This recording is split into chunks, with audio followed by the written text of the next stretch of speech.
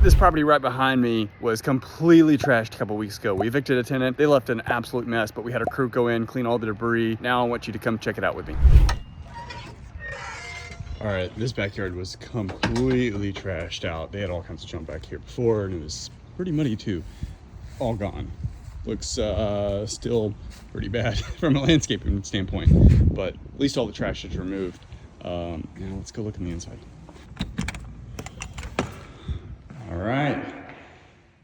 Man, last time I came in, it absolutely stunk. Now it just smells like kind of a musky old house. All of the trash is removed. Still needs updating, but they removed all the trash. Otherwise, this looks like a really good fixer-upper. It's what you would expect after tenants have lived in here for a few years, especially tenants that we had to evict and decided not to take all their junk with them. All right.